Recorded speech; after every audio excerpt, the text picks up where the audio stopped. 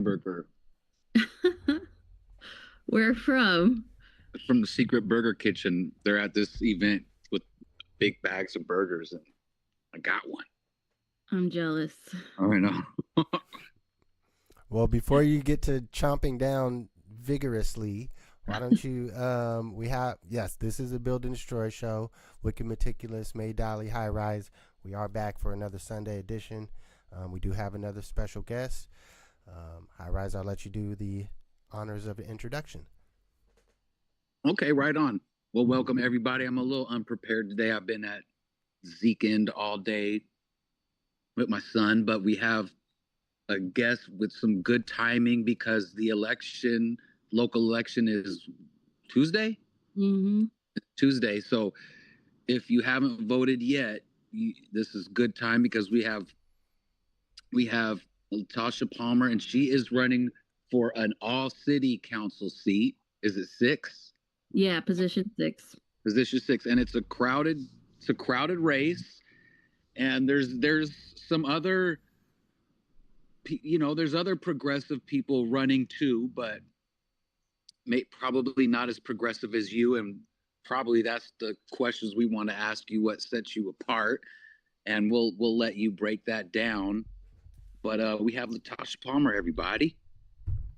Hello, hello. And it sounds like you know Wicked, Whitney Brady, and then our other guest is May Dolly, and he's an MC, producer, painter. We're all in a hip hop collective together, and mostly we talk about hip hop. But like I mean, Wicked's a good example. He's got one foot in the art world and one foot out with the politics.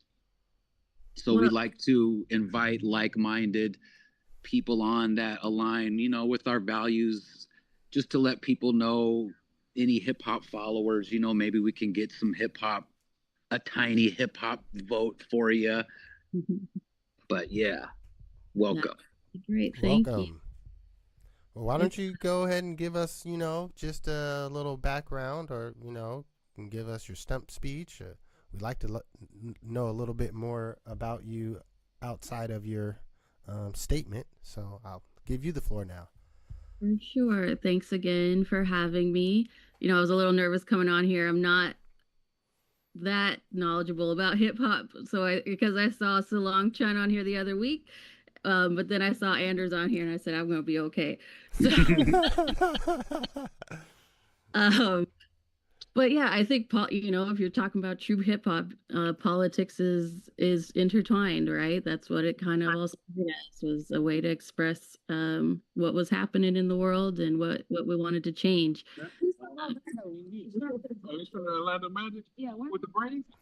Yeah, that's him. He's out and about, so you don't worry about the background noise. Okay.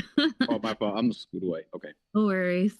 But yeah, so I kind of came to this work in a kind of backwards way. I never thought that this was something that I would be doing, like running for an actual office.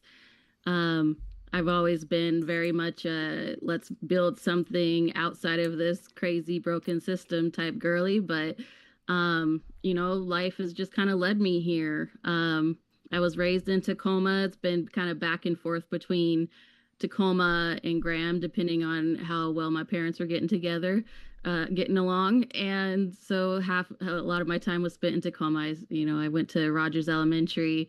I graduated with AA from Bates Tech from high school. I did running start there.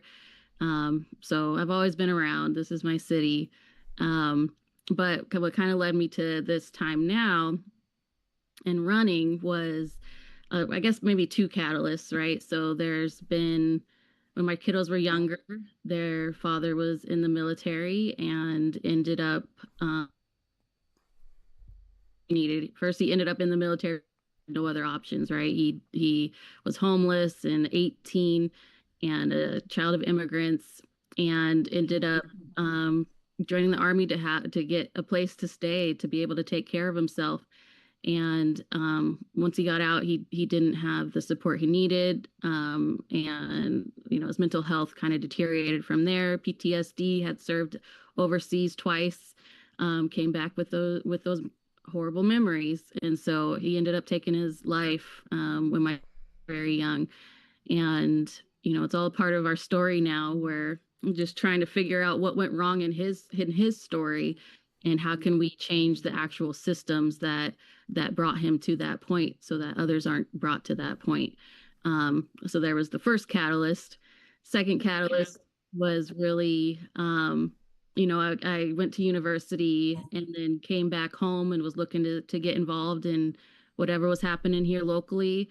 And I was trying to like figure out what is happening at these city council meetings. Like, how do people understand what's going on in these meetings? Um, I'm educated, and it was a lot for me to find out what was happening. And so, when I was looking through all that stuff, I saw that there was a charter review process that was happening. And in the charter, it touches on that, like how the information is put out to the public. And I saw it was like newspapers was the only thing that they were required to do. And I said, we got to change that. So I applied for that process, and there were some that were appointed. I applied, went through the interview process, was appointed by the council. And then when I got to work in that charter review, it really ended up being, that was like the least thing that I worried about was the access in the newspaper. I saw an opportunity to approach things and bring up more progressive ideas, like policing accountability and election reform, because that's what's happening in other cities, and that's what they're doing in their charter. And so went through that and ended up not, council ended up not putting about 95% of the recommendations forward to the ballot for y'all to vote on. And after that process, folks came up to me, folks from my charter review, folks that I had reached out in the public engagement throughout the process, and were like, okay, you did some great work on this during the charter. You were able to bring people over to your side. We need that on the council. You need to run. So I was like, okay, I can't like take this opportunity for granted, where I can marry my grassroots history with, this opportunity and this access to this other political world. I got to use this opportunity. So now I'm here. Wow. That sounds like a familiar trajectory of a grassroots person doing some work, and then some folks saying, hey, you should run. Mm-hmm. And that could be a trap for some folks. Sometimes it'll be an assimilation tactic, right? Where it's like, hey, this person's speaking up too much and causing too much trouble. Let's get them into this system. But I guess I know myself enough to know that's just not something that's possible for me. So, I can't keep my mouth shut. I usually take the harder road forward. It's just always how I've been. So I'm hoping to get in there and tell y'all what's really happening.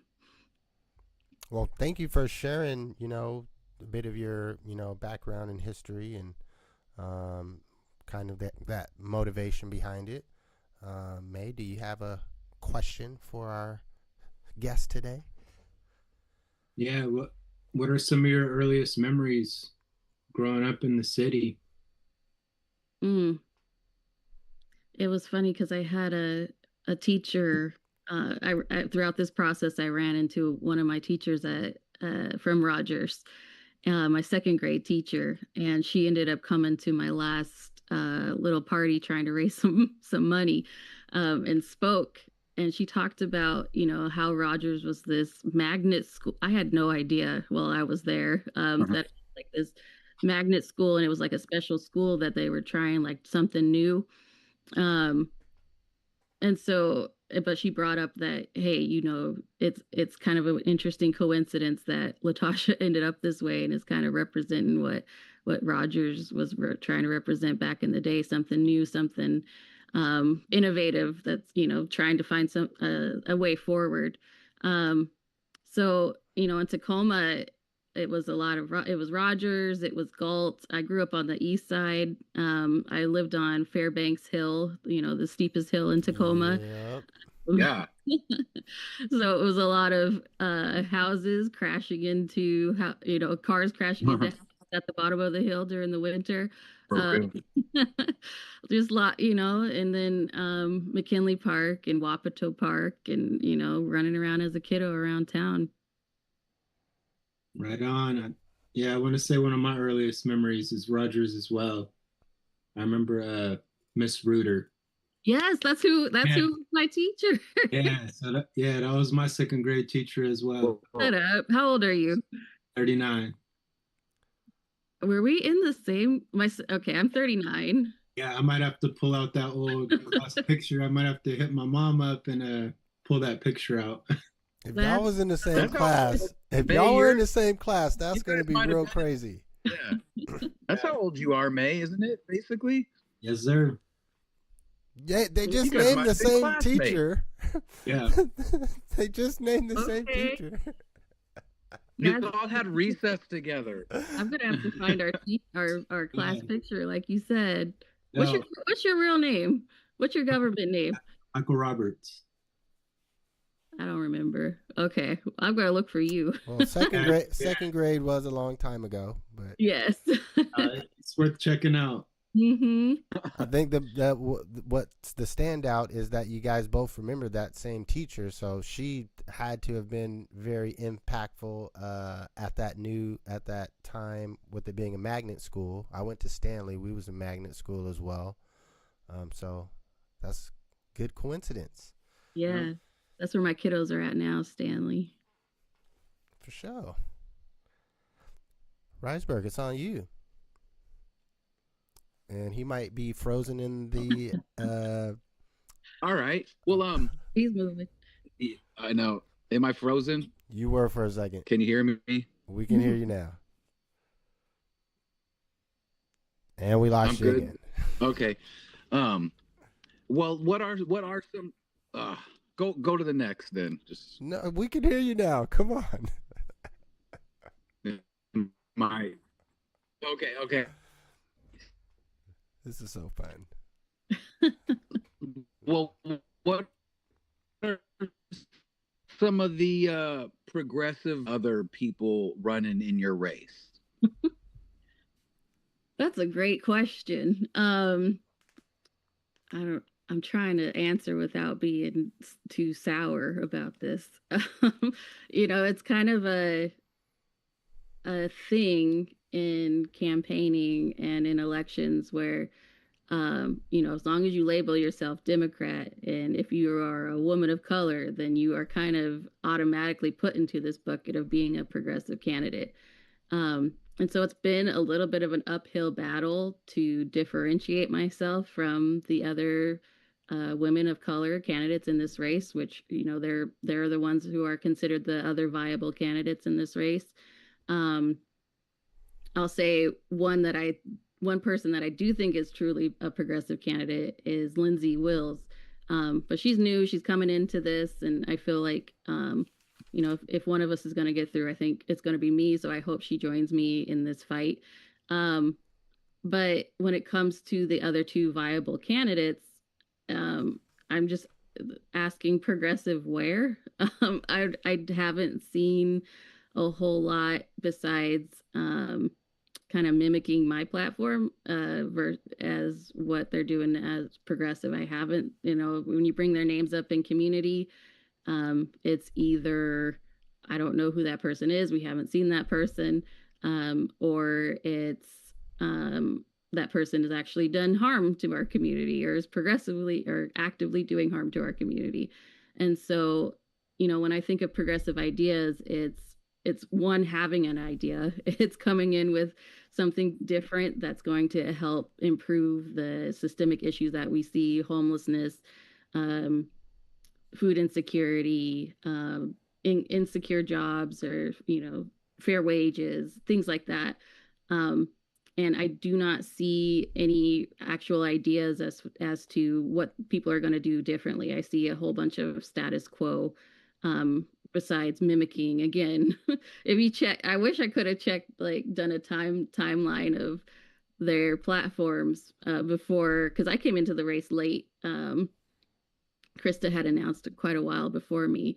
And I wish I took screenshots of her website before mine came up, because it didn't say any of the things that my website says, but now it does. So I just keep encouraging folks to do their homework and look at, again, don't just look at and get your ears tickled and listen to the words and these interesting slogans. Like, actually look for the work behind the words. Yeah. Look, well, let me piggyback on that a little bit, because I know that you're like playing nice, right now, and but I don't need to. And so I know that, like, one of the other people running Perez, wants to come across as progressive, but if you do look at her platform, like the second or third thing she talks about is like safety, which, for us who are like, who can read between the lines, that's a call of police support. Mm-hmm. And I don't hear you saying that. I hear you speaking about police accountability.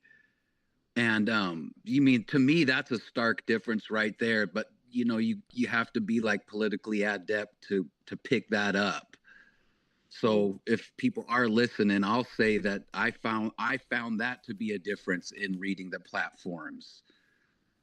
So if you do want probably a true check and balance on aggressive policing, then who our guest today is probably more aligned with that way of thinking. Yeah. Can I say that for you? I mean, you can say that for me. I think I do use the word security and I use the word stability, but what I'm trying to do when I use it is reclaiming that word. Like, what does that actually mean? It does not mean necessarily more police out on our streets. It means empowering our community to take care of itself and have their basic needs met, so that this cycle of homelessness and other issues doesn't continue to happen. That's real safety and that's real security. Word. Well, I just like to say I appreciate how you started out your answer, just with the the disclaimer that, unfortunately, in this day and age, like, if you're a Democrat and you're a woman, and especially if you got some melanin in your skin, you automatically kind of get a pass as being for the people, for the community, progressive. I don't like the word progressive because I think that's been co-opted, but but I like that you started out with that, because to me it's important to acknowledge some of those things that we have in the political arena, that there are a lot of people that are just getting by off of a kind of the labels. I don't want to use the term DEI effect, but I mean, it's been that way before DEI was a thing. So I just wanted to add that. You look at the makeup of our. So this was one of the conversations I had during the charter review process. Was, I sat down and met with some of the current council members, and I was talking to them about the possibility of public funding for fundraising for elections, which would basically, I don't know if you're all familiar with like the voucher system that Seattle has, where residents can basically, each voter is given in vouchers in order to support whatever candidate they want. So you get big money out of the elections basically that way. And, when I was approaching them, it was, we don't have an issue here. If you look at the makeup of our council, it's very diverse, and and it is. We have a bunch of women of color on the council, but when it comes to diversity of thought and really pushing for those progressive ideas, not just ideas, but what's actually worked in other places, the proven progressive tactics, it's just not there. May, do you have another question? Yeah, just during these trying times, what does somebody like you do to keep your sanity? Like, how do you decompress and keep yourself energized for these fights? Yeah, that's a tough question. I can tell you what I did today. Sometimes for me, I'm pretty introverted, and I think a lot of folks don't guess that right off the bat about me, because I am out here talking and speaking up for things, but that's only because I feel like I have to. And so for me, it's really kind of turning it off everything and disconnecting, and making sure that I have that quiet time. When I start writing poetry, that's when I'm towards the end of my rope, and that's what I was doing today. Was writing some poetry about, um, and maybe we can talk about this. It was about, there's because you said I'm not supposed to be going negative right now, and that's a term right now, right, that I learned. Besides the term viable, the term going negative in campaigning was something that I had learned this time around. But I started to question whether what going negative, or what is actually negative about speaking truth. um there's these attack ads, and they're not, their lies are exaggerated, but if you're actually talking about something that's happened and it's truthful, is it negative, or is it just transparency and accountability? And so I had to get that out of my system, and write that down today. I like that. Yeah. She said, she said, when I start writing poetry, that's when things are bad. That's when you know I've been pushed. Yeah. Well, I was going to ask about creativity, and um do you consider yourself a creative? What are your mediums? Do you come from a creative family? I know you're not too into hip hop, but was anyone in your family into hip hop, or do they have any artistic talents? Yeah. I think in my dad being who he was, a black man within, in low income household, being brought up by his mom. Um, he was an artist at heart, but he didn't have an opportunity to really dive into that, or the freedom or the time to develop that. He would be the one at home singing just kind of to himself. He had an amazing voice, never sang in front of nobody else, but anytime there was a piano in front of him, he would just go and play. He never learned how to play, but it was just something that came natural to him. Um, and then we always had, Stevie Wonder, or somebody blasting on our speaker over the weekend. So we were raised in a very musical home. My brother ended up being the musically inclined one. But um, no, I think my avenues have been, um, both art, when it comes like painting and things like that, and then writing. Um, is kind of where I've been able to shine with my artistic abilities. So I'll say, like, I don't know if it's considered hip hop, maybe, but I think my upbringing straddling these two worlds of like urban and rural. I grew up on, folks like Rage Against the Machine, who and 311, who brought together kind of rap and rock. And I didn't quite understand the whole message of Rage Against the Machine until I was older. I was just, bopping along, but now I really connect with the actual lyrics of those songs. And, I wonder if that had something to do with how I ended up. Yeah. Hey, Heck yeah. yeah, they had Zach had a deep pen, and I don't think most kids, if you were listening to that as a kid, you might have knew all the words, but didn't really know what it meant, really. Mm-hmm.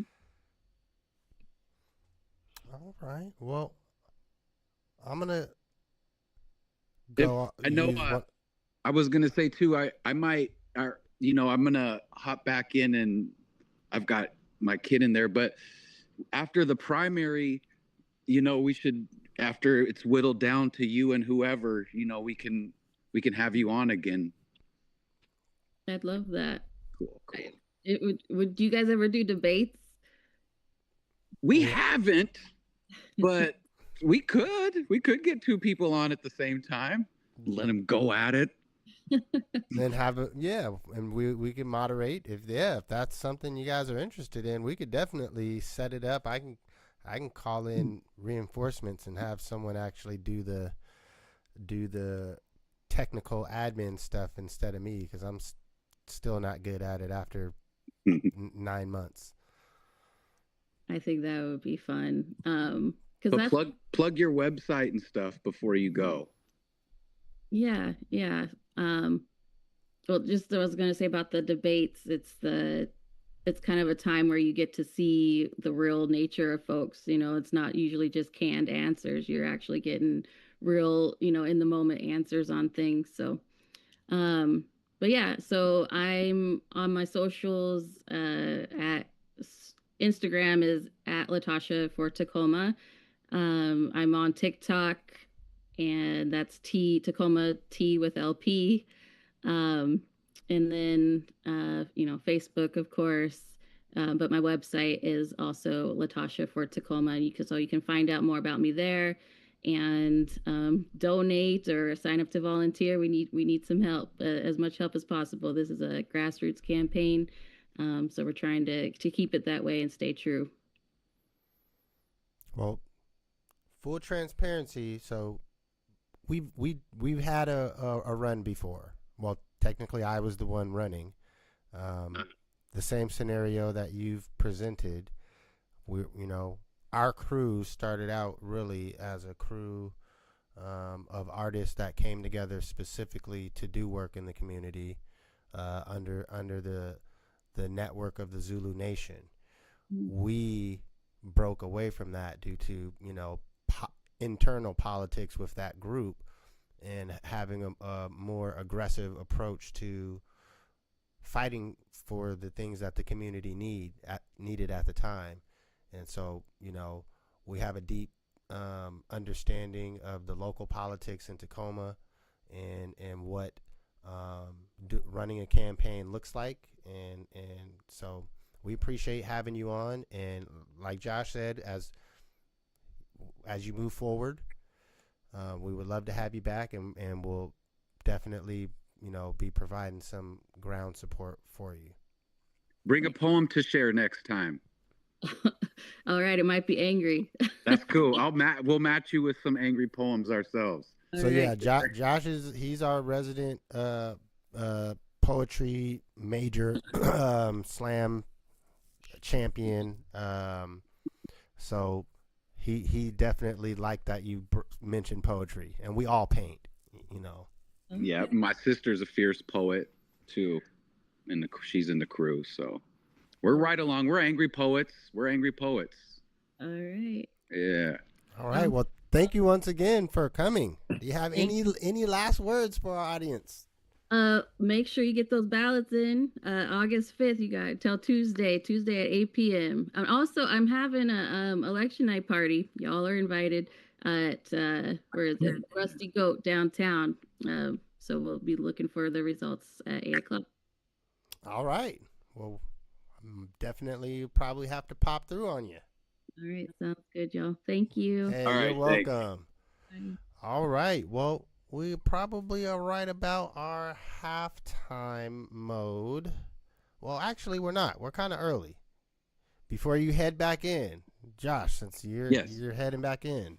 I am. I gotta go. I'm walking back to the door. So, anything you want to bring up or topics you want us to talk about while you're watching the basketball? Well, I'm gonna. After this, I'm actually gonna go to a surprise birthday party, and I can't recall ever actually being a part of a surprise birthday party. So I have a friend, he's turning 50. So I'm kind of excited for that too. So I'm driving straight there after that. I don't know if I'm going to get there in time for the surprise though, but so no topic for us. Hopefully I won't ruin it and get there right when he gets there. So our only topic you have for us is surprise birthday parties. Surprise parties. Yeah, I mean, yeah, I got nothing, y'all. All right. It's all good. Well, hey, we man. got another guest next week. I know that, though. I've been touching bases with all our guests, lining them all up still. So that's the most important thing. But I'll holler, y'all. I'm about all to right. watch. Much all love. All right. Enjoy the rest of the game. Well, shit, folks, man. It's the perfect time to hit our halftime break. What do you say, man? Yeah, let's do it, man. Well, technically, I didn't have any music prepared, but people seem to like last week's mix. Should I just hit them with the last week or dig deeper into the batch? What do you think? Yeah, I'd say, well, I don't know if you have the list pre-made, but you could try to look for an oldie but goodie in the mix along with the last. Let me see here. What do I got? I'll try to find an older one. I would say you could even go back to the Almond Roca days. Honestly, you can go back to the beginning. That's a good idea, actually. Let me do that. Let me just pull up the Almond Roca and just hit play. Yeah. Yeah, good idea. Almond Roca. What is it on? Bandcamp? Yeah. Yeah. There we go. Let me make sure I hit the share with audio.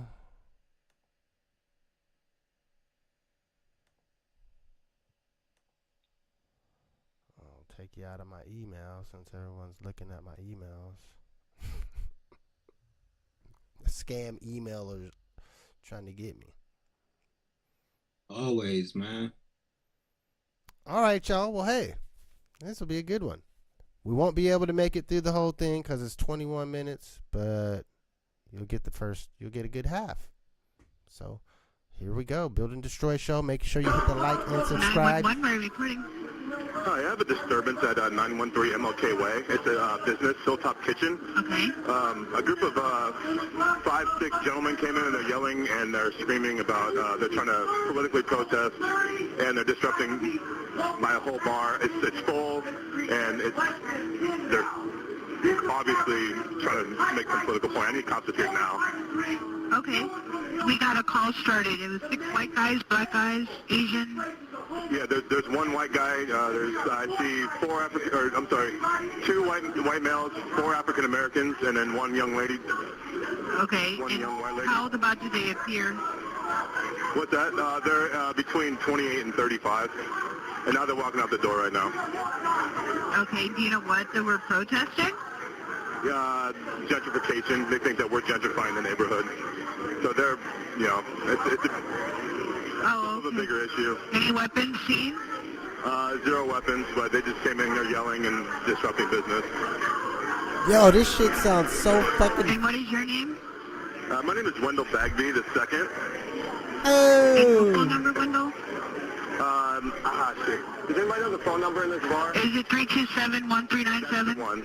That's the one. Yo, man, Okay, this are is they crazy still there or as are they hell to gone? hear. No, they're walking south on MLK right now. It's a big group. They're all together. They obviously have a problem with our bar and whatever we're doing here for whatever reason. Okay, all right. We got units advised. Thank you. If they come back, let us know. Yeah. Build and Destroy. Bye. Hold the deal. Word to mother, I don't get along with others. Piranha in the sauna, chewing through the drama. Spit it like a llama in your face. No time to waste, let's cut to the chase. History of our place, bar none. How we did it on the hilltop, we used to have fun. It wasn't all drugs and guns, but a community run by people we love. Now Now new businesses move in, trying to rewrite it how we did it back then. There's generations that grew up here. They want us out because what they fear. What's this all about? Granny lost her house. Buildings that taught education route. Things built for the affordable. Now they trying to make it adorable. It's water for thought for the thirsty. Same as it ever was and will be. Yuppie, bougie, newbie, trying to gentrify and dupe me. But I rebuke thee. It's food for the thought. Y'all Christopher Columbus on the block. Calibi, yeah, was the Egyptian Tuat. $10 cocktails, Bibles, rifles, and smallpox. You a modern day colonizer. Fuck your $18 appetizer. And all your poisonous candy. Your dinners are too fancy. You ain't discovered shit, you parasitic hypocrite. Rest in power to all the deceased institutions and the people and the loved ones. Rise in power to all the old school martial arts and boxing gyms on K Street. Rise in power to the Martin Luther King Housing Development Association, the Facts newspaper. All power to the old mosques on K Street, the African marketplace. Peace to all the old women's spas, One Fam Records, Gittins' old architecture office, all the black DVD, movie, LP, tape stores, Brown's, Donaldson's Health Clinic, Dr. Johnson's Family Practice, the Big Homie Program, Friday's Cookies, Rhinelander, 23rd Street Tavern, the Bluebird, the Office Tavern, Paulson's, Harold Myers, the NAACP office, Young's Fashion, Dash Center for the Arts, Smiley's, K Street Bar and Grill, Little Record Mart. Where they at though?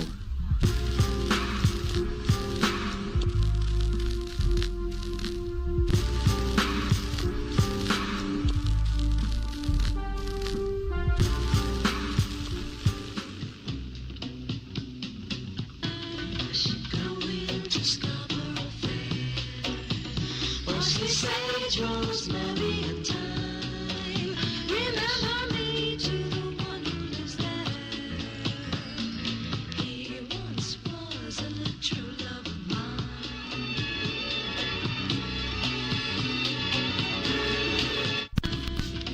I don't eat 3 square meals a day. Nope. I eat 3 square MCs a day. And by the way, you do it your way, we do it your way. No swan rhyme, only kosher haram when my grammar is on. Tetragrammaton, and so on, and so on, and so on, and so on. I am Alakazam with my pineal gland. I am one of the lost souls of the promised land. I drop a jewel with intel, like the average person only speaks 400 words well. I got a word well, my chit-chat rap, keep a beat fresh as saran wrap. No yakety yak, thought is matter. My nomenclature is massive encyclopean architecture. Architect molecular, the primordial mother. The whole team is dopamine for your lucid dream. A love supreme, we on our dean. Smarter and fresher than your professor, faculty, and dean. And fuck your teacher, my word magic goes back pre-dynastic. Definitely before the pilgrims landed. Extraterrestrial with the dental.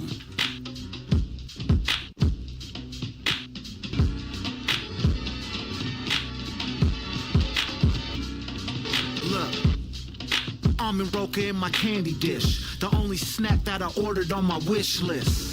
Hey, Wall, sit back, let the flavors blend. I touch an old school, tell me where y'all been. Don't get it twisted, we got enough to go around. Brown and Haley, a touch of that Puget sound. Skip them suckers, put this in your stocking stuffer. Guaranteed to make it shine like a floor buffer. Y'all need to get up on this recipe. A dash of Riceberg, E-Tree, 2-piece. Settle in the treble, then bubble volume max. From Oakland to the tack, the bass rock cracks. Stuff is coated in caramel and peanuts. You can marvel at the stroke of genius when I'm toking this bean dip in the vape pen with a coil spring, escaping my demons from the opening scenes that follow me as memories like security at the South Center. My raps collapse through the outer inner. How does it feel with no innards in your shell of a body? What you selling ain't godly, meaning probably gonna get me higher, have me nodding. Homie, you didn't visit the party, so you missed $80 like the last bus. That's reverse entrepreneurism, backwards hustling. So say that for the sewer lizards. If almond roke is bitten, each tooth in the front row chippings. By the way, fuck Mayor Strickland. These false accusations sicken my nervous system, causes a nervous ticking on this offbeat rhythm. These words getting where where they fitting like Connect 4. And I'm asking motherfuckers, do you want more? The story of an extraordinary personality.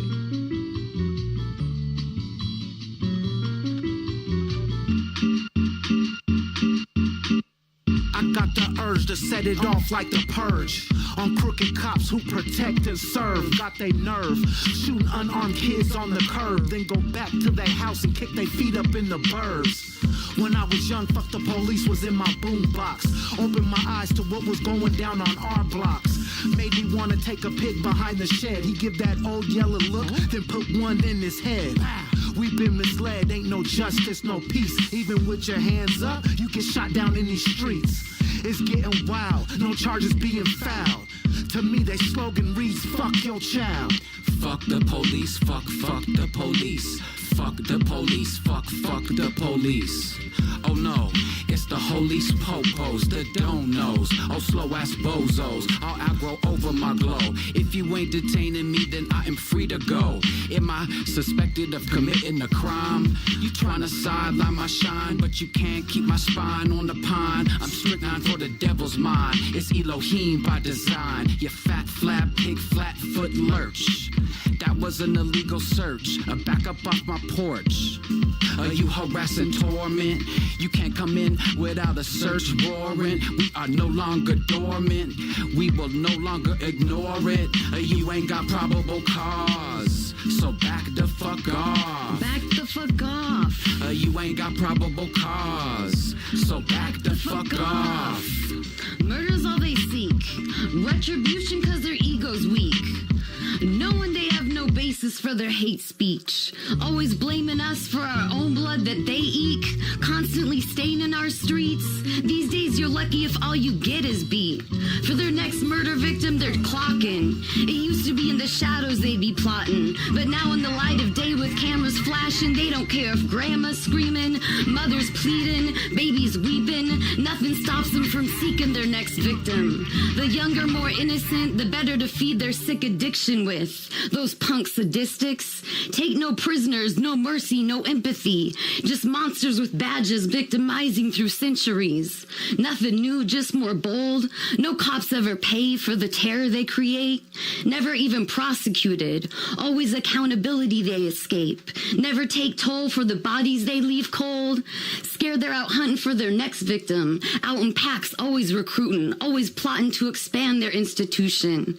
Closing in on us with their civil rights violations. Creeping around corners like cowards, like shady. Or they're like no shame, like crazy. Either way, they're deadly. Smelling the evil ooze out their veins. Always will be waiting to dispense their unprovoked escalating. Until we stop them. By any means necessary. Yeah!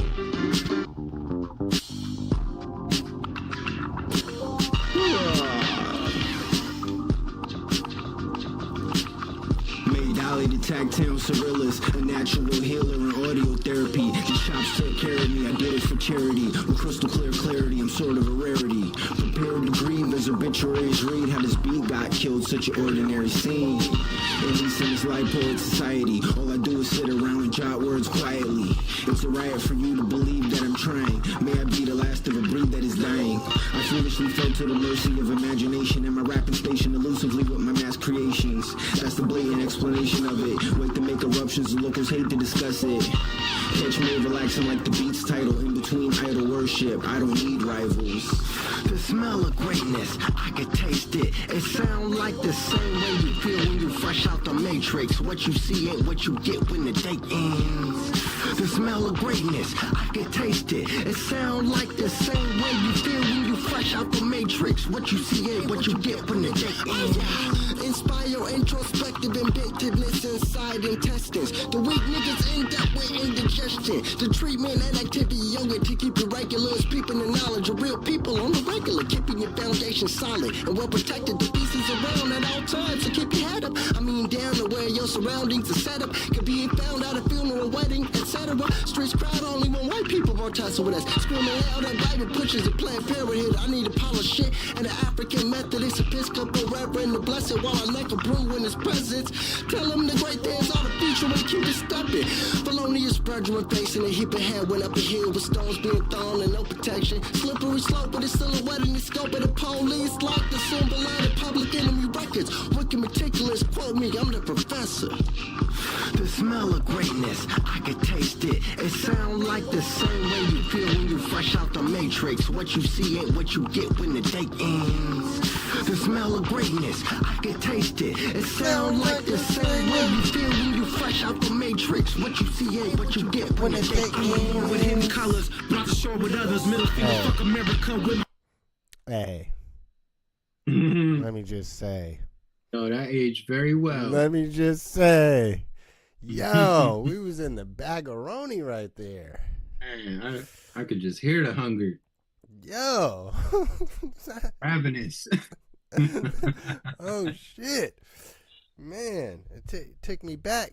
Got me pumped right now. Like, man, ready to bust out the pen and the pad. Like, ugh. Man, that was, what was that? Autopsy Studios.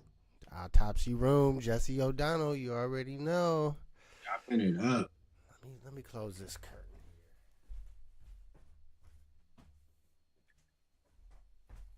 Shout out to you though for that.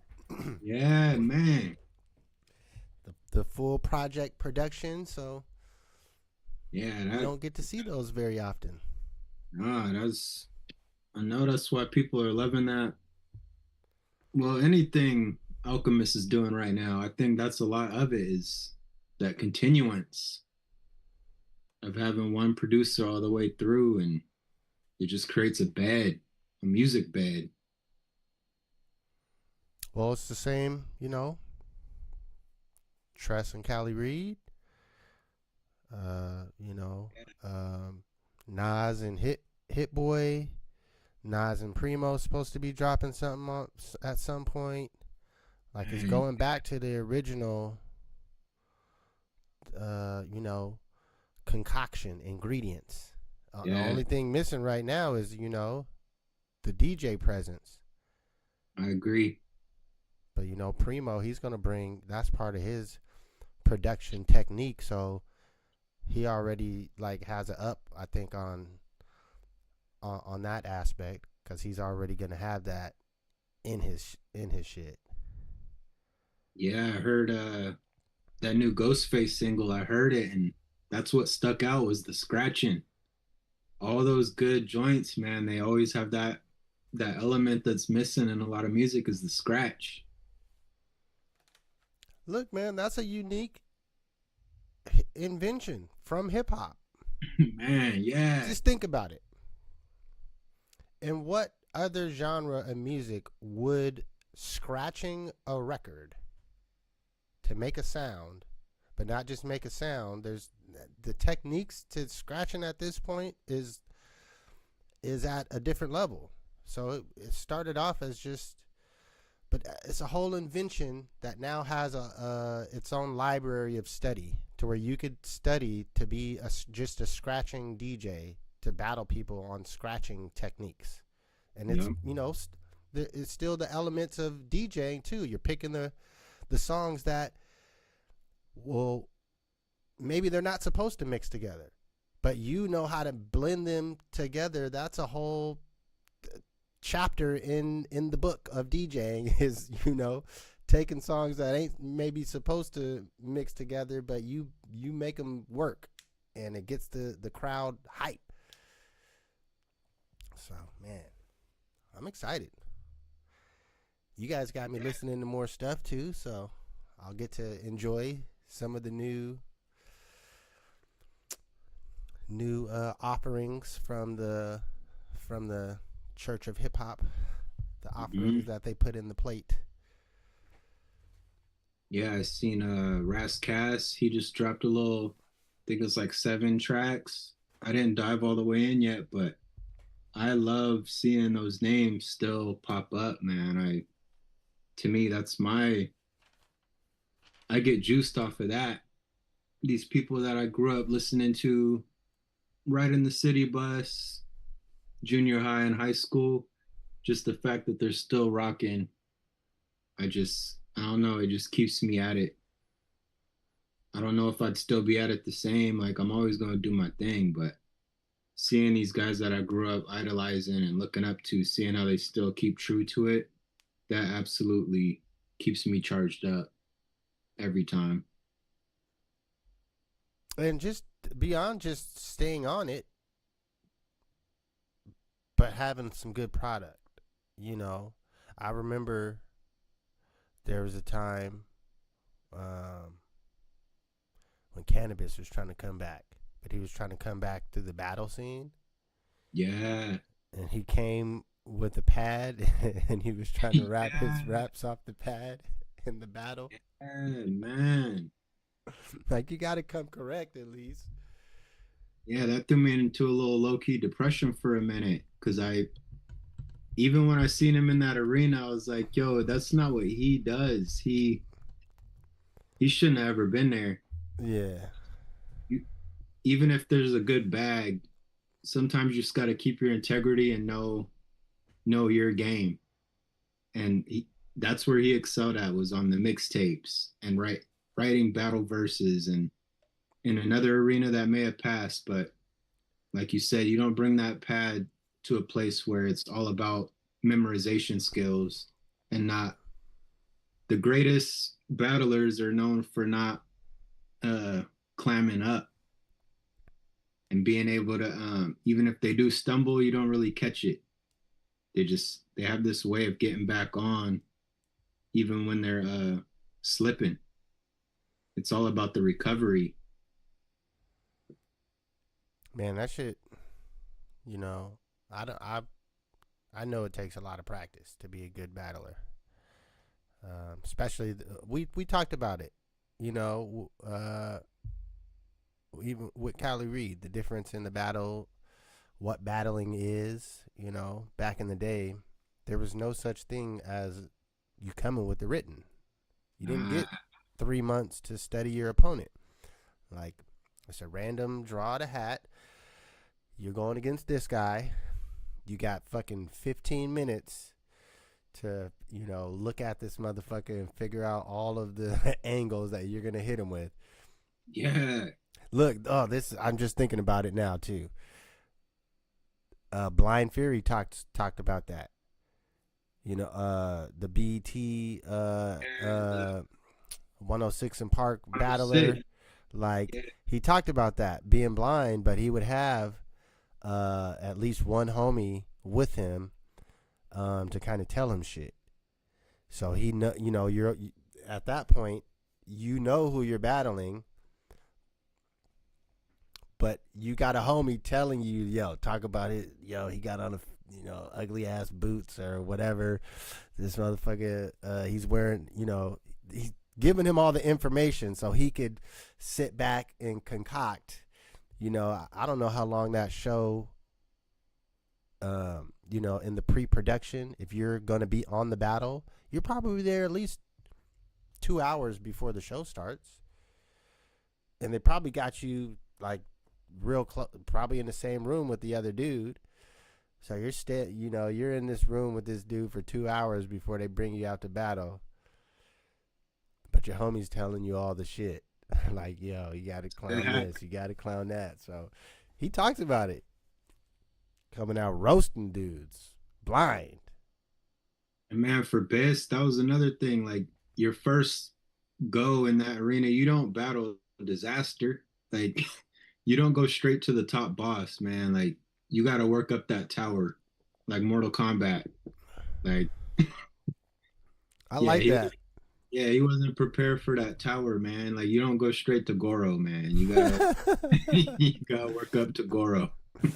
That's part of the point too, to build your skills up. Like, you don't. I don't even think they do that in boxing, man. I think they gotta work up. They can't just call out the illest, man. Nah, because promoters, it's all about promoting and how much money we're gonna get. No one's gonna pay to see, you know, the top boxer go against Joe Schmo that you never heard of. Yeah. Well, they probably would pay, but that means your split would be very small. Like all the money's going to the other boxer because no one knows you. Yeah. See, I still love cannabis, but yo, man, you shouldn't have did that. You should have approached that differently. But I don't know what these people do for the bag.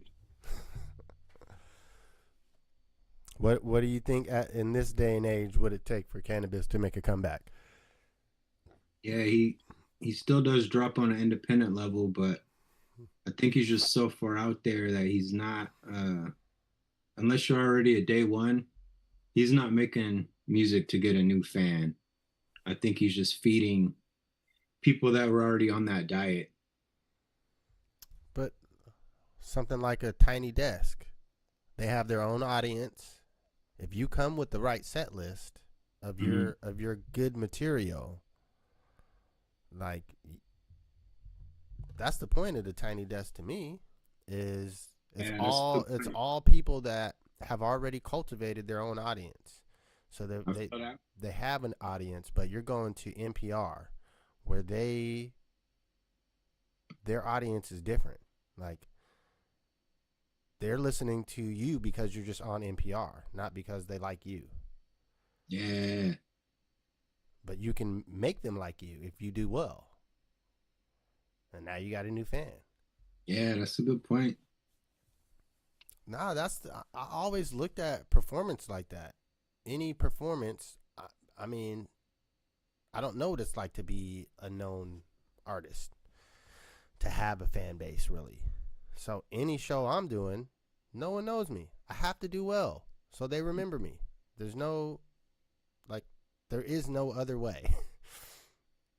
So as you get on more popular shows that already have like people that come every week or every month or whenever it drops, it's just exposure. Now, if you suck, then you disappear. Same as Rap City. I remember, it was funny, G Dep was just on Drink Champs. And I only really remember him from two things. He had the one song that was hitting, Let's Get It, when the Harlem Shake, like the video with the little kids, when he said something fish and spaghetti. And they showed the plate of fish and spaghetti in the video. He was known for that. He had one big hit, and that was a major song too. And then bombing in the basement because he actually came in and tried to freestyle when freestyling wasn't a thing no more. Like you're not even from the West Coast. Like why are you even freestyling? East Coast, New York people never freestyled like we did. They had writtens in the bag. They had clips.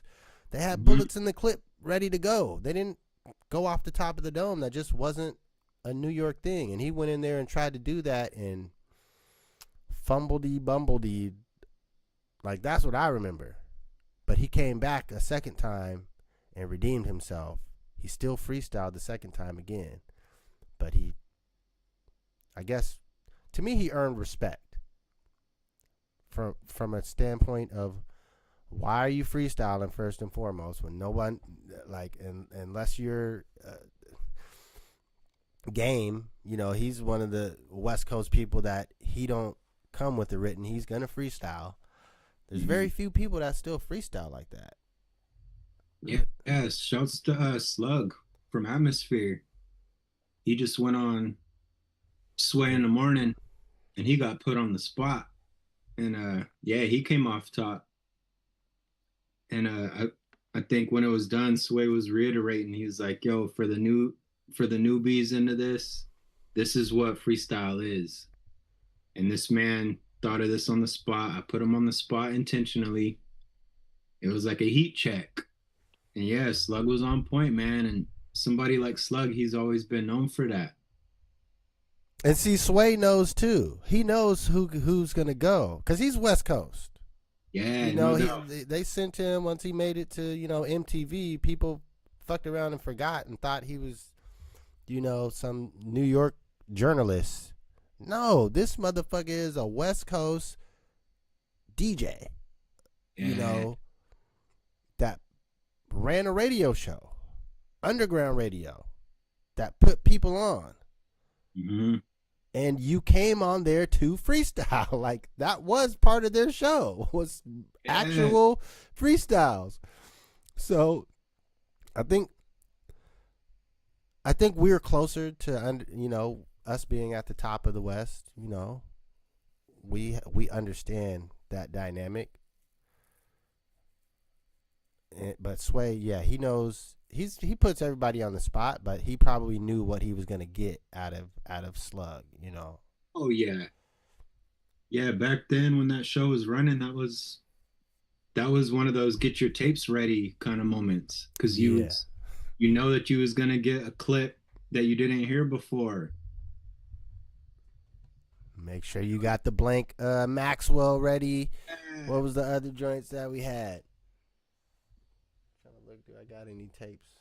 I just remember the Maxwells. Yeah, I know they all had different quality. Maxwell had good quality. Some of them other ones, wasn't made the same. Shit. I got these micro cassettes. That's my next mission, is to find the micro cassette recorder, because I found about 6 or 7 old micro cassettes from way back then. I got one of them. I think I have a little handheld one. Yeah, mine died, but I need to really load those up and see what was said back then.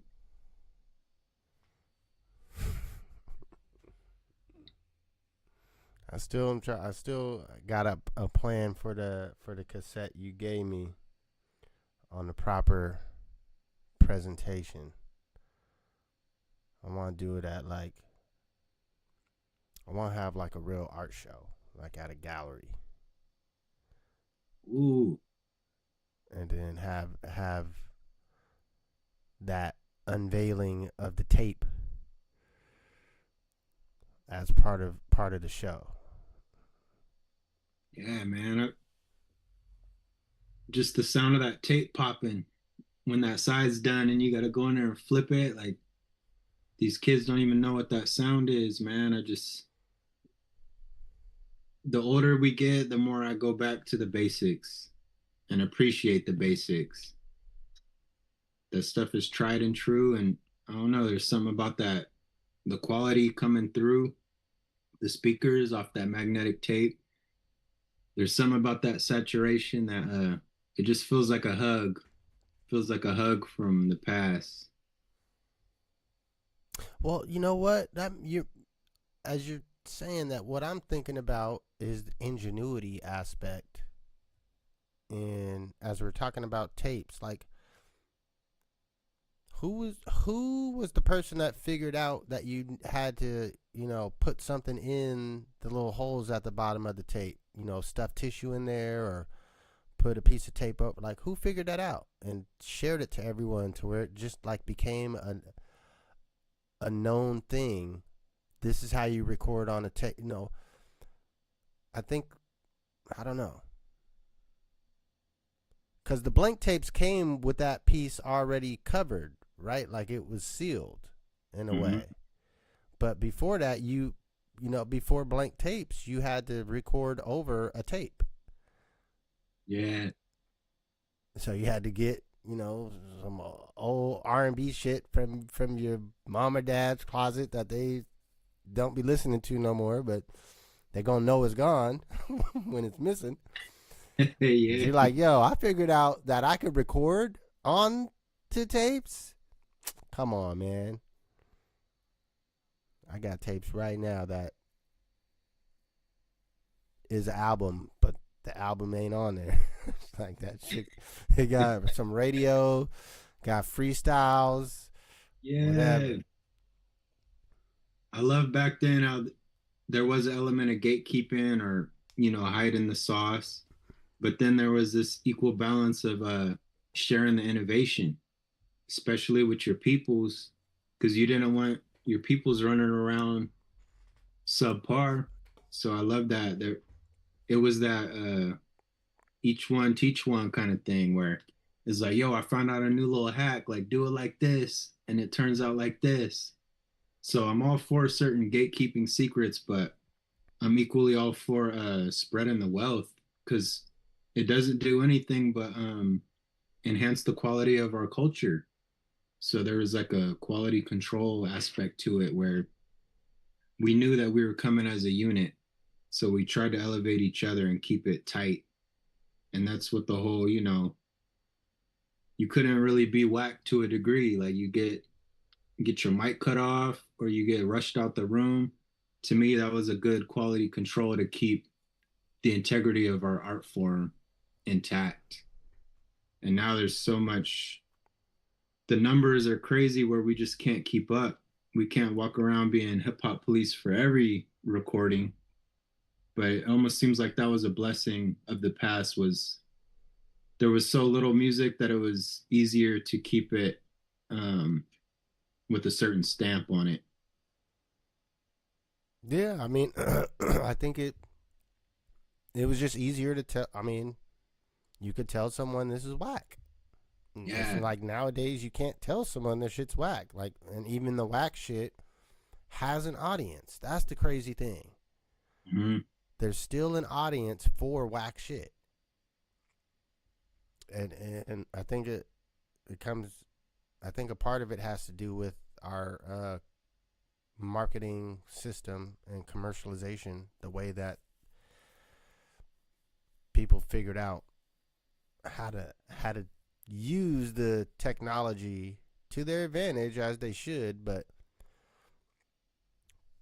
like I said, it's contributing to the decrease in creativeness, ingenuity. You don't have to like try to do things different. It's all about trying to hit the algorithm, not trying to be creative. Yes. And I mean, even going back to the scratch, like that is creation. Like there's DJs for decades that could, rock a party and blend songs together to where the party don't stop. It just keeps going. But then at some point, someone's like, yo, there's this part of the song where these motherfuckers really get busy. Yes. How can we just stretch that part of the song? And they figured that out. Now we know how. Okay, well, shit. Now we know how to extend this part of each song. Now we can even get busy on how we extend it and add in the scratching and whatnot. And it's just, I feel like there's no direction for creativeness or ingenuity right now. Like there's nothing, no one's trying anything new other than AI. Like that's the new. Like that's not ingenuity. That's using the computer to try to give you something new. Yes. I remember back in the day growing up, dinner would be started in the morning. And you'd be waiting and going in there trying to sneak a taste or sneak a smell. And it was always like, go outside. Like, it's not ready. And there's something about that waiting period that made the food taste better. Obviously, the slow simmer and letting the flavors meld was a thing, but just the anticipation added that. I think that's what the clips did, where nobody was really expecting it, but that wait period definitely added a flavor to that album experience. Because it felt like you was waiting for your baby to be born, or you didn't even know you was gonna have another baby, and then the baby's born and you love it like your first one. And I think the clips, they're being celebrated because of that wait.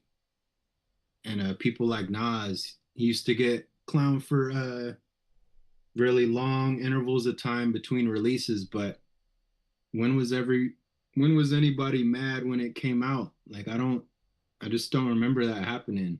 I remember people waiting, and then when they got fed, they were satisfied.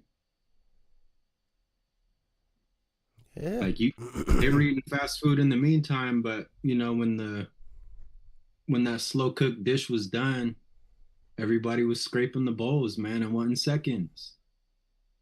Hell So yeah. yeah, so these older albums, that's why they have that replay value, man. That's you want more of that slow cooked food. We got some of that. That Yeah, almond milk was hitting. You don't eat. I ain't never seen somebody eat like a number 3 at McDonald's and then be like, hold on, I'm gonna go get another one real quick. I don't see that. I see them eating fast food and then regretting an hour later that they ate it.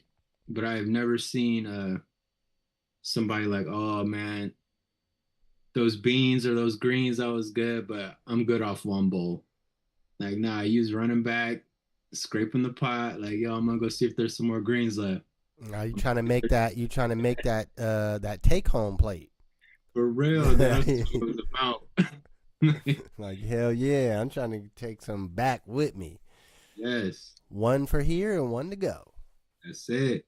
Or maybe 2 for here and 1 to go.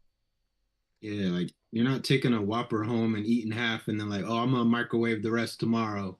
Yeah. Nah. You're right. And I'm a reheater motherfucker, but I would, yeah. Oh, me too. But yeah, the fast food, you gotta eat that right then. Yeah. So you eat fast food and it's quick digestion too. But I do like that stuff that sticks to your bones a little bit.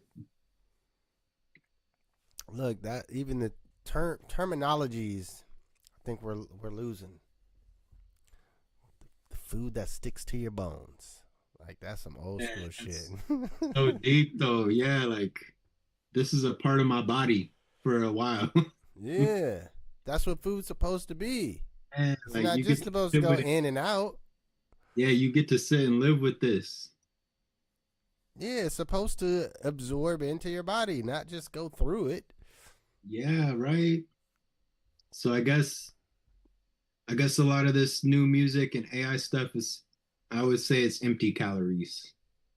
Like, yeah, you're satiated for the time being, but you're hungry an hour later. It's like going and eating Chinese food. Like you eat the big plate and then you hungry an hour later. It's just empty food, man. Look, we just been running. I didn't even ask if you had any topics that you wanted to talk about today. Josh, all he could contribute was surprise birthday parties. No, I've been continuing to try to digest this new music coming out. This year has been, I mean, I don't know how people think about summertime, or they might complain there hasn't been a summer single or like a summer banger, but I'm not really. Shit, play summertime. Yeah, like I'm not in the club where I need that summer banger. I'm content with these fleshed out projects that are good with no skips. Like I cherish that more than the single right now. I'm liking these albums that you could just press play because that's that tape cassette era. Like if you wanted to save your battery, you would just have a banging album so that you don't got to fast forward, rewind, skip. You could just let it rock.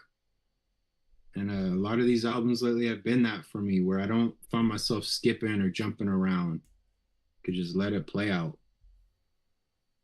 Listen, man, if you want to hear summer music, play Summertime. Or if you want to hear West Coast summer music, you can play that So Certified by Trust One, because it will definitely have you vibing, feeling like you're driving down I-5 from Washington all the way down to Mexico. Yeah, I'm feeling like my mom's, man. I want to throw a project in and clean my house. I don't want to have to keep running to the skipping songs and shit. Skip button. Yeah, I want to be able to vacuum and do dishes and have that play out. And to this point, I can almost choose which album I want to play now. Like, oh, this one's an hour 30 or this one's an hour. All right, I could do this task to this album. or I've been riding my bike a lot. I'm like, oh, this is a little 40-minute joint. All right, I'm gonna cycle, and in that 40 minutes, I'm gonna have my 10-mile ride done. Yeah, I like that.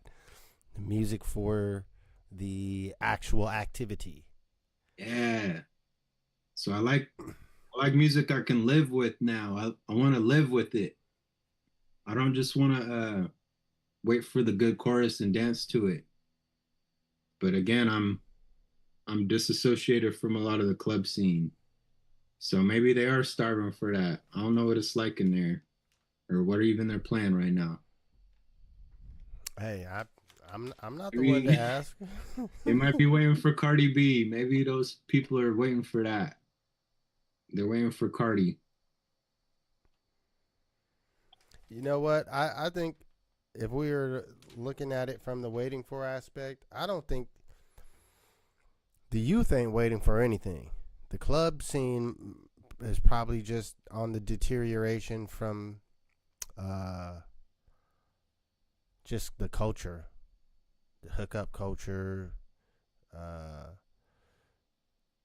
was thinking about this a lot the last couple days about people's living standards, and how much people in other countries actually live off of each day, and how much people in America, how much it takes for us to make it, and what we think we deserve, or what we think is as part of human rights. Mm-hmm. Like, most people just spend more money than they have. I mean, it's sometimes it's hard not to if you're broke, but it's not just broke people that are broke. Like, it's people up to making how can you be making $250,000 a year and you be broke? You're spending all your money. Yeah. Having fun, going to restaurants, partying it up, buying all these fucking expensive luxury brands, clothing, bags, accessories. Yeah, like you said, the fun. That might be why the Drake's not hitting so hard these days. Like, if you're a conscious person and you know what's going on in the world, like, it's really not the time to be dancing right now. Like, unless you're trying to do like some cognitive dissonance type thing, like, dance music is the last thing that should be charting right now. Like, we're in like a Curtis Mayfield type of space right now. Like, we need revolutionary music, and we need people that are speaking up. That song and dance stuff has its place, but right now America's not in a song and dance atmosphere, and I don't think our music is reflecting the climate of the times, besides what underground folks is doing. But I don't want to sing and dance right now. I don't feel like dancing. I agree. I would say the crux, or the core root issue, is the ability for people to critically think. To use their own brain and think about any topic or subject independently, as opposed to regurgitating talking points that they heard from someone else, or just spewing out whatever, trying to defend a certain side just because you want to be defensive, as opposed to thinking about a topic or a question or a subject from its most basis primal points, and using your brain to think it through. Like, I don't even have a good explanation for it. I just know people don't know how to think, like, to think about something. They have talking points. They know how to regurgitate them. They know how to memorize something. Like, they know how to read. It's not like people don't know how to read. Some people don't, but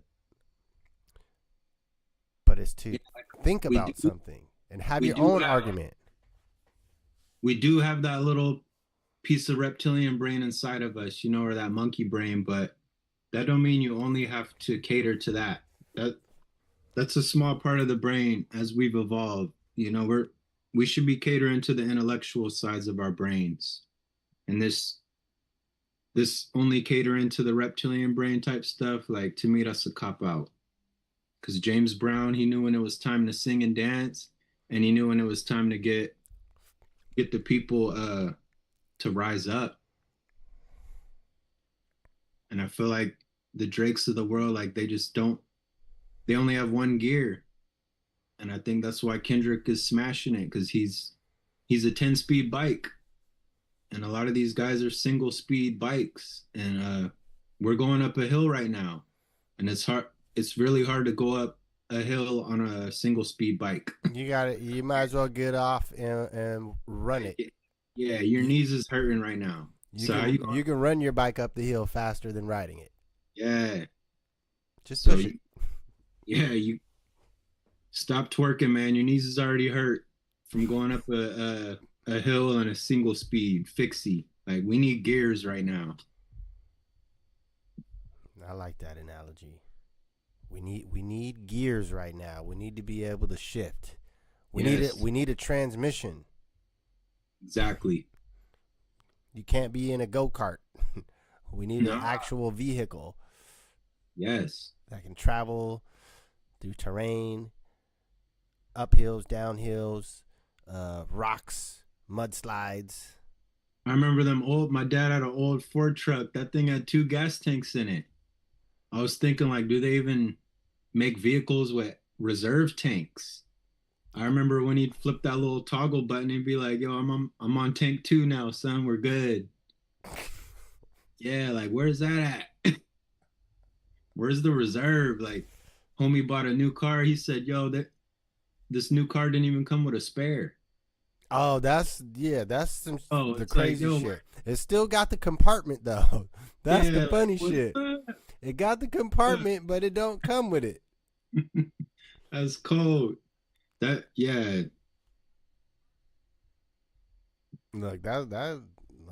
hustlers, you better get your shit together. Get on that spare tire slanging. Man. Everybody that walks out the dealership, they ain't got no spare tires. Yo, I got you, right? I got the spare tires in the back of the truck right here. Yeah, there's a new electric vehicle coming out, I think next year, Slate. And people was trashing it. They're like, yo, it has manual window roller uppers. And they're like, what is this? This is an e-vehicle. And I was like, yo, how is that a bad thing? It's cool having some control in your life. I was gonna say it's probably safety wise, like, right? Yo, like, you don't want this fucking vehicle to fuck up and have you can't get the windows down because the computer shuts down. Nah, I need to roll my shit down. Yeah, like, there's something about that where you get to get your control back with something as little like that. I don't know why people are so content with, oh, I want everything automated. Like, you don't got to give all that control up, man.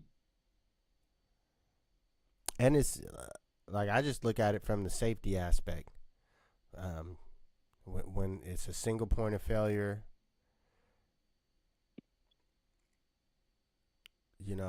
I don't know. I've been thinking about I was thinking about the electric cars for a while. I was gonna get one, but my house electricity is too fucked up. So I gotta get new electricity before I get an electric car. And now the prices is all crazy. Yes. The Chinese ones is all on fire, looking all, man. You could get a fucking electric car from China that shit on the inside looks hella clean, leather interior and all hella fancy for like 25 G's. But with the tariffs, it'll cost you like 60. Yeah, I got a new electrical bike coming, a Chinese e-bike. Cause these gas prices, I'm gonna do what I gotta do to stay what's the word? I just Mobile? want to backup. I want a backup plan for my backup plan to back up my backup plan. Yeah, the contingencies. Yeah. I don't like being all in for one thing. Like I want to be mobile in several ways. Like, look, yeah, we got the extra tank on the truck, but in case that one runs out, I got a little bit of gas in the gas can in the back too. Yeah, I have the bike coming soon, and then next is going to be the bike trailer. So I'm gonna have that bike on the vehicle. Cause yeah, if car breakdown, well, I still got my two wheels. So That's what's up. and then if the bike fails, like yeah, I can run. I could still run. I can jog. I don't want to be caught slipping in that way. Some of these folks just can't. They can't fathom not doing something on their own too. I walk to the store every day. Yeah, I love that. I love walks and being able to know, hey, I can get this far before I get tired. That's good fun facts for yourself. Like I know I could go this long before I need some water. Yeah, I don't know about all that. I drink plenty of water, and I ain't walking that far to where I get tired. I don't need to know that. If I'm in a survival situation, I'm not getting tired. I'm gonna just keep walking. Yep. And yeah, I ain't getting dehydrated. Because I'm gonna have some water with me. Yeah. I guess just lately I've been trying to simulate not shit hit the fan situations, but I've been just trying to simulate certain uncomfortabilities just so that I know, okay, I can make this happen if such and such happens. Yeah. I know I can fit this much in my bag. I know I can carry this much in my backpack. Or I know I was looking on this. I was looking at this website on some survival shit. They got the satellite phones and the Faraday bags. Shit, they got fucking bulletproof backpacks. Oh, we. Yeah. They got the generators, the solar panels, pretty much everything you need if you're, if we was in Mad Max times. To where you could still have, have some level of functionality as far as your home working. You could still have your refrigerator. Yeah. Have shit running, but I'm definitely gonna go ahead and order one of these Faraday bags because I didn't, I only thought about the information aspect. I didn't think about the EMP attack, the just solar flare, anything crazy. Like it's gonna hit. All technology will be burnt. Like the chips inside gets burnt out from an EMP attack, but that the proper Faraday bag can protect from that. I like that. So if I just seen the video and it was like, you should be putting your phone in this bag every night when you go to sleep. Because most people, first of all, you sleep with your phone close enough to you that you're getting the radiation. So if you put it in this bag, you won't get that radiation. Your sleep's going to be better. You'll wake up feeling better. But also, you still hear your alarm go off. It's not like you can't hear the sound coming through the bag. Yeah. But then, if some crazy, Russia or China decides to attack us, they probably ain't going to just send bombs. They could, but China, they would probably send some technological attack and, EMP to kill all electronics in a certain radius. That means everyone's phone, your refrigerator, your whole home, and they done upgraded most of people's houses around here with this new smart meter. So it's now susceptible to digital or virtual attacks. because the old school meters, they had to I had to physically come out and look at it. Yeah, you're Like right. they would come out and look at your meter like once a month. But this new shit, yeah, they can. I don't know. I'm just trying to be prepared, like you said, man. We don't know what's gonna happen, what could happen, but if you prepare for the worst case scenario, if things happen, then you're the one that's ready. If they don't happen, well, I mean, you're just prepared. Yeah. And I've been trying to wave a lot more. Like when I was living on the reservation, that was just a standard thing, was if you drove past somebody, you waved. And I've been trying to do that out here more, where when I'm on the bike, I wave. I've been trying to let people know I exist out here with you guys. So this whole stranger thing, like I want to know that my neighborhood got my back too. And I've been trying to figure out, who out here I'm cool with, who to avoid, who grows things, who's got the chickens. I've been trying to do more of that. It's harder as an introvert, but I've been working that muscle a lot more, just making myself seen. Because I was out here for about 5-6 years, and I was getting talked to like I wasn't from here. And now I'm at year 8, and people are just now starting to figure out like, oh, you're so and so from on Channel Drive. Like, okay, like to me that's paramount in a time like this, especially in my neighborhood where it's one way in, one way out, or 2 ways in, 1 way out. To me, stuff like that starts to matter too, where the facial recognition of your neighborhood. Well, like you said, it's more of a network of you knowing the resources around you and who is cool, who is a resource. If some shit pop off, who's gonna be the dude that you probably don't want to see this guy because he's gonna be tripping. Yeah, so get anybody. But Mary over there, she got them vegetables. She gonna have some right. onions, already boxed up. She got 25 boxes for the neighbors. Yeah. So yeah, just for anybody in the neighborhood, which is almost all of us, like just do your intel in that way too. Just get to know who you're around and who you live by, and what do they believe in? What do they support? What do they not support? A lot of times you can get a lot of intel just by a little wave, or those little 30-minute, 30-second convos when they walking the dog. You learn so much, and you almost got to be like a police detective. You don't got to let them know that's what you're doing, but the more that they speak, the more intel you get. That's for sure. You got to learn the folks around you, man. Know who's who and what's going down.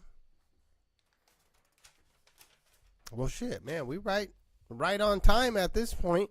You got anything you want to end the show off with? Any final words? Just watch your back and keep your batteries charged. And your head on a swivel. Yes, sir. All right, y'all. This is another episode of the Build and Destroy Show. We love and appreciate you. This one was a live one. We had people actually coming through the chat. Trust. Shout out to Trust One. Pesha Rise came through in the chat. Oh, we got Ronnie Icewater in the chat.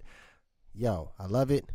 We're going to be right back at it next week. We got another special guest. And the week after that, we have Leezy. So make sure you're tuning in. There ain't no other show really right now that is doing what we're doing. So we appreciate you guys. If you hit that like button, hit the subscribe, and share it with your friends, because we would like to bring you into this conversation with us. So yes, thank you once again. We'll be right back at you.